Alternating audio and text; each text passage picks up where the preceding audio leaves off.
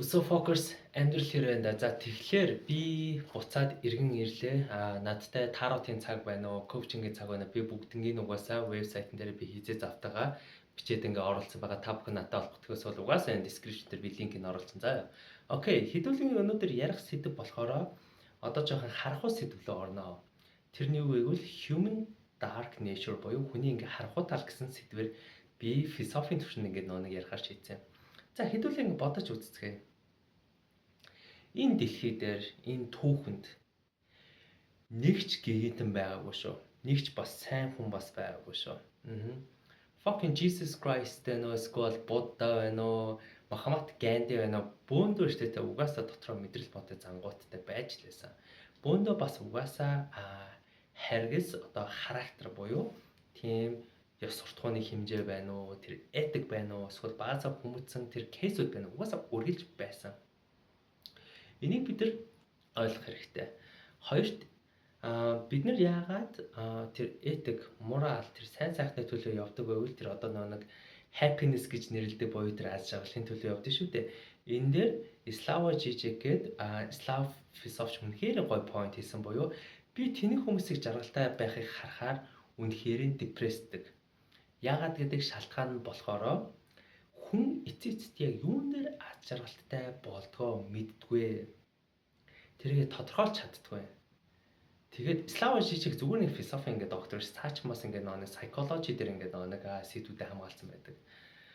Тэмүүт эднээс ингээд бодож үзэнгүүт за бидний одоо мораль буюу ёс суртахууны хэмжээ, бидний тэр этикийн хэмжээ, бидний тэр амьдралыг хүлээж авч байгаа. Эсвэл найзуудтай харилцах, хосуудтай харилцах, ажилтаа хин нэгэнтэй харилцах, бүхий л ингээд харилцаа болон тухайн нөхцөл байдал яг үндэ абсурд буюу утга учиргүй байсан. За одоо ингэнгүүт ингээд миний бичлэгээ үзэж байгаа ингээд зарим хүмүүс тийрч магадгүй байх л та. Гэхдээ тийрхийн өмнө намайг нэг сонсоорой. Юу гэж ойлгох гэж хичээж байна вэ гэвэл бид нар хэдий хэмжээгээр одоо тэр одоо лалрын зүйл гэж ярина уу, эсвэл тэр fucking мэдрэл муутай одоо үйл явдал, нөхцөл байдал, хүн өөрийнхөө эсвэл мэдрэл муутай зангаас зогтох тусам нөгөө тэр одоо нөө зутааж байгаа тэр кейсүүд чинь яг чиний өгцгийг чинь хаддаг шүү гэдгийг ойлгох хэрэгтэй байхгүй юу? Энэ дээрээс би яг өмнөх Instagram дээр оруулж ирсэн reel дээр хэлж ирсэн. Яг шаардлага гарах юм бол хүчирхийлэл хэрэглэх гэж би ухаан юм ярьж байсан байхгүй юу? Гэхдээ энэ нь болохоор шууд утгаад байж байгаа бол хэнийг зохино гэсэн үг шүү дээ. Яг үндэ шаардлага гарвал хүчирхийлэл хэрэглэнэ гэдэг нь яг үндэ чиний тэр энерги, чиний тэр сайхан сэтгэл, эсвэл чиний тэр ингээд гаргаж байгаа бүхий зүйлийг хин ч ингээд үнэлэхгүй байх юм уу? Эсвэл угаасаа уландаа гიშгэж байгаа тохиолдол дээ шүү дээ, тий. Чи явна гэдэг нь өөрөө хүчирхийлэхгүй. Тухайн хүмүүсийн хувьд бол хүчирхийлэл санагдана. За юу гэвэл энэ хизээ юм болцсон, энэ яагаад надаас ингээд холдоод байгаа, энэ ийм л байсан гэдэг ч юм уу, тий. Чиний хувьд бол зүгээр өөрийгөө хамгаалж байгаа гэсэн байхгүй юу? Гэхдээ тухайн хүмүүс ингээд одоо чиний тэр энерги байна уу, чиний тэр kindness-ийг ингээд сороод байж хахад чи явна гэдэг нь тухайн хүмүүс хүчрхийл санагчиж байгаа шүү дээ. Зүгээр яг үндэ чи явж гинэ гэдэг нь зүгээр өөрийгөө хамгаалж байгаа кейс ихгүй хизээч одоо нэг хэнийг нэг алфтай биш одоо чи хэнийг алдснаа хармаар гэдэг ч юм тийм mean fucking зан анханасаа байгаагүй шүү дээ. Зүгээр чи өөрийгөө хамгаалж болохоор тухайн хүмүүс хүчрхийлэх харагдаж байгаа байхгүй. Эсрэг яриа шүү дээ, тийм. Чи тухайн нөхцөл байдал тухайн хүмүүс донд өөрийгөө золиосоо дөнгөө хүмүүсийг урдаа тавьж гинэ гэдэг нь чи яг бас яг их бол өөрийгөө хүчрхийлж байгаа хэлбэр байхгүй юу. Тэнгүүтээ Slava Žižek-ийн буцаа point л ороход аз жаргал гэж эцээцэд хүн өөрөө юу хүсээд байгаа мэддгүүд оршноо гэдэг асуулт ч гарч ирж байгаа байхгүй. Тэгэхээр хэдүүлээ өнгөрсөн амьдралууд болон одоо тухайн нөхцөл байдлаас шарх авч исэн кейсүүдэд буцаж нэг бодож үзцгээе. Бидний амьдралд угаасаа тэр шарх байна уу, эсвэл тэр triggers буюу тэр өвдөлтүүд, ялангуяа тэр дэлбэрэлтүүд байна уу? Угаасаа эртөөрөө хизээ нэгэн цагт бид нар болд юм аа. Бид нар эртөөрөө хизээ нэгэн цагт дэлбэрэх үед байна. Гунах үе байна, гутрах үе байна, уурлах үе байна, айх үе байна, whatever the fucking case. Гэхдээ бид нар хамгийн осолтой нь тэтгэр мэдрэмж буюу тэр одоо нэг харахгүй хэсэгт байдаг. Эсвэл одоо нэг юм одоо нийгмийн мораль буюу ёс суртахууны хувьд бол ингээд нэг хүлээн зөвшөөрдгөө хэсэгт байдаг тэр мэдрэмжүүдээсээ зогтдг нь бидний осол болж байгаа байхгүй юу? Яаж энийг би тайлбарлах вэ гэвэл нийгмийн хувьд бол одоо мораль гэдэг чинь яг эцэст яг юу байсан бэ? буюу ёс суртахуун. Окей, чи хулгай алчлахгүй. Чи хулгай алчлал хийж болохгүй. Чи хэнийг нэг нэг араас нь шаажлахгүй гэдэг чинь whatever the fuck гэсэн. Гэтэ энэ бол нийгмийн морал байж байгаа. Мэргэжлийн этик буюу хэрэв чи мисасл байх юм бол чи яг дотны хүнээ мис засал дээр төрүүлж оруулах уу эсвэл танихгүй мөртлөө яаралтай хүнийг төрүүлж оруулах уу гэдэг чинь эсвэл хийнх мөнгө өгсөн үнийг одоо төрүүлж чи мис засал хийх үү гэдэг чинь одоо тэгэл этик буюу тухайн мэргэжлийн асуудал болж байгаа. Эдгээр дээрээс багцаалж хэлэх юм бол бид нэр яагаад тэр хүн тийм одоо хогийн шийдвэр ч юм эсвэл тийм одоо нөхцөлийг үүсэх болов гэж асуудгүй маа. Эсвэргээрээ тэр хүнд яг ямар сонголт байсан бэ гэдгийг асуух нь хамгийн чухал байсан байгаа даахгүй юу. За хэдүүлээ ярианаас төрж байгаа юм шиг санагдаж байгаа. Угаасаа ойлгомжтой. Угаасаа энэ чинь өөрөө комплекс сэдв. Гэтэ битгий санаа зов би бүгднийг тайлбарлаж өгөх болно. Хамгийн ихнийх хэрвээ чи хэнийг муухай хандлаа гэж одоо хэрвээ чи хэнийг өөрийнхөө одоо үзүүлэхийг хүсээгүй зангаа гаргасан байлаа гэж бодъё. Энэ тухайн үнийг өвтгсөн байлаа. Чи тэрийг хийлээгээд чи тэндээс өөрөө шаналцсан байлаа гэж бодъё. Чамд тэрийг засах боломж байна уу? Байхгүй байна. Угаасаа энэ харилцаа жижиг. Угаасаа бүхий зүйлүүд жижиг болоод дуусаад 0-ын цаасаа шийдгээр шийдсэн юм байна. Чи одоо яаж чадах юм бол нөгөө хүн ч бас яаж чадах юм бол гэдгийг бас асуух. Та нэг төвлөрч чадахгүй юм бол чи тэгвэл тухайн нөхцөл байдал дээр окей, чиний буруутай зүйл яг юу байна? Нөгөөний буруутай зүйл бас юу байна? Та хоёрын морал яг буюу ёс суртахуун яг юун дээр зөрчилдөж байна? Та хоёрын этик юун дээр зөрсөн байна? Чиний мэдрэмж нөгөөний мэдрэмж яг яаж нэг эсрэгцсэн байна гэдгийг чи бодсон тохиолдолд яг үндэ чи өөрийнх нь эрх чөлөөг олж авдаг буюу тэр аз жаргалыг олж авдаг байхгүй юу? Амар сонирн байгаа дагааз. Энэ аз жаргал гэдэг зүйл чинь яг үндэ чи одоо найр морьсон хүүхнөө найр нөө эсвэл нэг санснаа биелүүлнэ анхнаас аз жаргал чинь тиймэрхүү юм дээр оршдгоо байсан юм аа. Жинхэнэ аз жаргал чинь болохоор чи сонголтын эрх чөлөөтэй байсан байгаа даа байхгүй юу? Тэгэхээр одоо чи хэнийг өөрийгөө өмөрөөд хэнийг үгүй гэж хэлснийхэн төлөө гинтэм шиг мэдрэмж авахаа болсон цагт яг үндэ чиний эрх чөлөө эхэлж байгаа. Энэ дийлэх тохиолдолд people pleaser хүмүүст яригч байгаа буюу өөрийгөө хойшоо тавиад бусдыг уралдаа оруулдаг хүмүүст энэ нөхцөл гарч ирж байгаа. Эсвэргээрээ зөвхөн миний зөв. Тиймээс чи буруутай би ийм өөрийгөө батлах гэдэг хүмүүст болохоор шүү дээ те үнэхээр эрх чөлөө нь яаж гарч ирэх вэ? Болтыг. Бүх зүйл дээр анхнаасаа миний зөв байгаагүй. Магадгүй чиний зөв гэдэг ч юм уу те. Тэгээд үнэхээр truly тэрийг acceptance буюу хүлээн зөвшөөрөхтэй л байсан.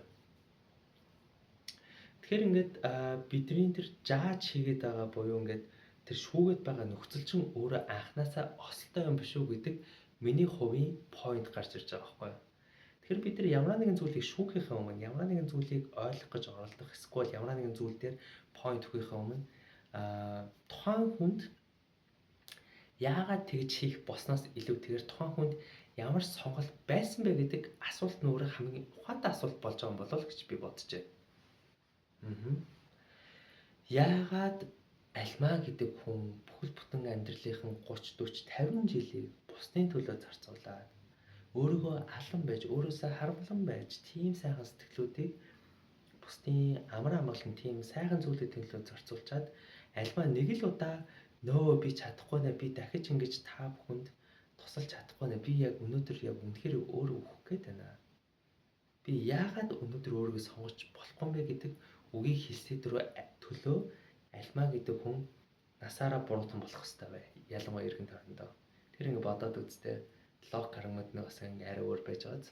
Тэгэхээр энэ дээрээс юу гэж хэдүүлээ philosophical төвшөнд ойлгох байггүй ямар нэгэн зүйлийн учир шалтгаан болохоор тухайн хүнд нь биш тухайн нөхцөл байдалд нь байдсан байна гэдгийг бид нар ойлгочих юм бол бүхий л улс төр байна уу, нийгэм байна уу, түүх байна уу, түүхэн алдартай дүрүүд байна. Эсвэл микро төвшөнд хувь хүн дээр байна уу? Яг тухайн одоо характер, тухайн шийдвэр, тухайн үйл явдлыг ойлгоход илүү амархан болдог.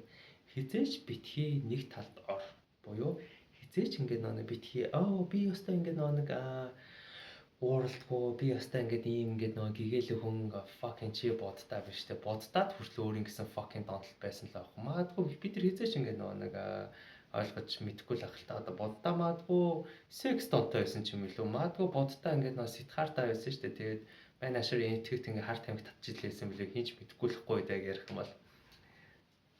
Тэгэл бас ингээд амар сүртэй ингээд Christianity ярьдаг те хүмүүс би Jesus ингээд Christ ингээд үнэхээр ингээд нөгөө хүн төрлөختийн төлөө өөрийгөө золиосон болсон.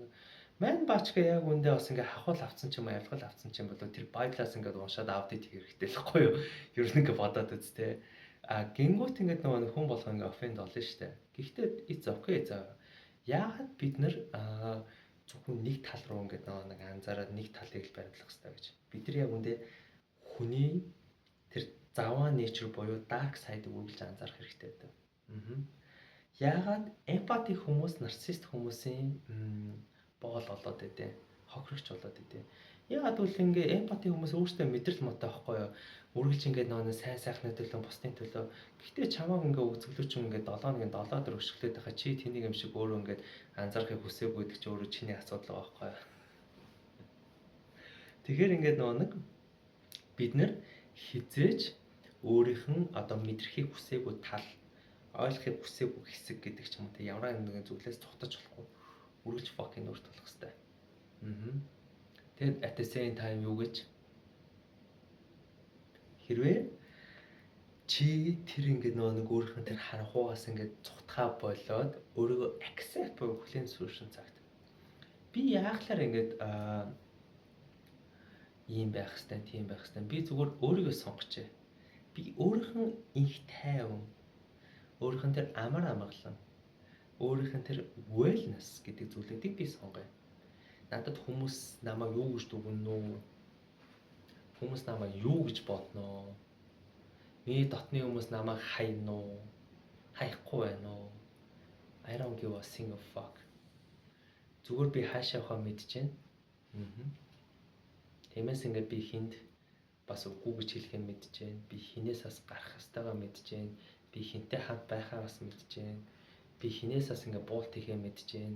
Би хинтэй бас ингээд сөргөөцөлтгөө мэдчихээн гэдэг л байгаад байгаа байхгүй. Яг л чи эцэст өөрийгөө сонгосон. Чи өөрийнх нь урагшлах замаа сонгосон. Тиймээс ингээд чи бусдад таалагдах шаардлага байхгүй. Чи бусдад ингээд нөгөө нэг өөрийнх нь сул талыг нуухаа болж эхэлнэ. Окей, би ийм сул талтай гэхдээ ингээд чи намайг юу гэж болгоно надад яварамаа те. Хэрвээ чи миний сул талыг сул одоо weakness болгож ашиглавал окей. Хаалга нээлттэй миний амьдралаас гар. Хэрвээ чи миний сул талыг ойлгоод надтай хамт ингээ байхыг хүсчихвэл окей, хаалгаас нээлттэй бас байж болно. Хэрвээ чи миний хүн болгонд өөрсдөө онцгой чадрууд өгдөг. Хэрвээ чи миний онцгой чадрыг ингээ нэг ойлгоод респект хийжвэл би ч гэсэн чамтай байхыг хүсэж байна. Би ч гэсэн at the same time чинийхийг бас харж байна. Буюу ийм одоо genuine хайрыг бас үүсгэж чаддаг байхгүй юу? Хэрвээ чи хин нэгний хажууд яг өөрийнх нь мэдрэмжээр өөрийнх нь ухаанаар ингээд нөө байж чадахгүй бол наадах чинь хайр хөөсгөл хин нэг нь алфтай шиг таалагддаг хэлбэр гэх үү гэдгийг бас бодчих хэрэгтэй байхгүй юу? Тэгэхээр нэг юм хоёр талтай юм шиг юм яригадаад байгааз угаасаа энэ чинь хоёр талтай за.